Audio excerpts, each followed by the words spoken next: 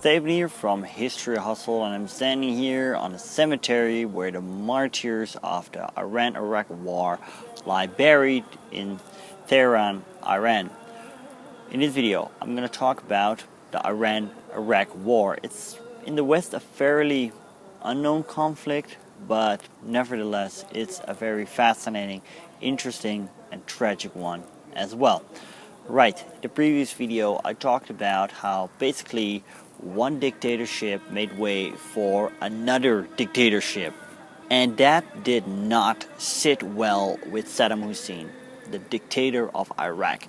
Now, in one way we can say that the Iranian Revolution was quite unique because it was a conservative turnover, but on the flip side, when we look at history revolutions, it has some similarities. Replacement of one dictatorship for another dictatorship. Another thing, the will to export the revolution, as we, for example, saw in Soviet Russia. Alright, this was the idea. The revolution had to be exported. Basically, Islamic people unite. And that did not sit well with Saddam Hussein. See, he was a secular dictator and he did not want any Islamic revolution in his country. So in September 1980, he ordered his army to invade Iran. There were basically three motives to do so. First of all, there was a practical one. Saddam Hussein wanted to gain control of the Shatt al-Arab River, a river that connects the country with the Persian Gulf.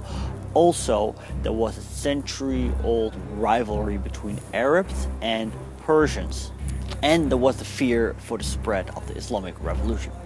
So it happened. On a front of 644 kilometers, 6 Iraqi divisions invaded Iran, and Saddam thought that the new regime hadn't consolidated its power yet, so therefore he could advance inland very quick.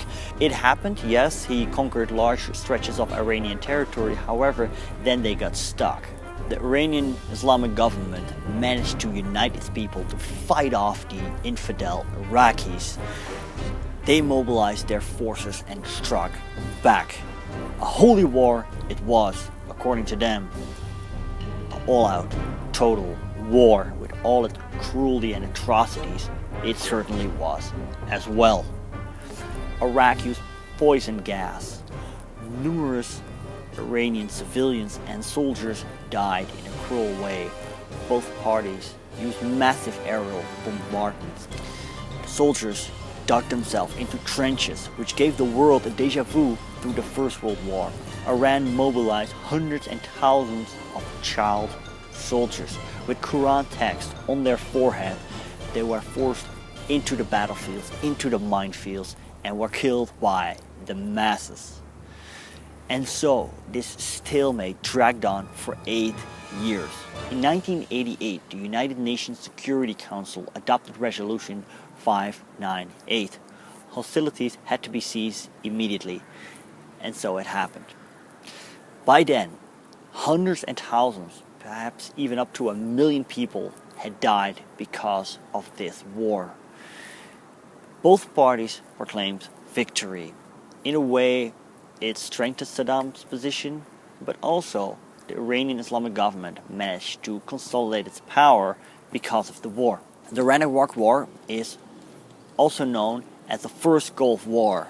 The Second Gulf War, which is also known as Operation Desert Storm, was the war where the United States would invade Iraq.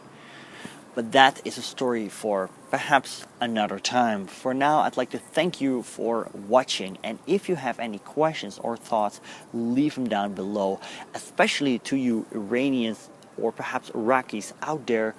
Please do not hesitate. I'm really curious what you thought of this video, of the subject, and maybe you want to share some thoughts. Maybe you had any relatives that fought in the war. Please let me down below. Again, thanks for watching. Until next time.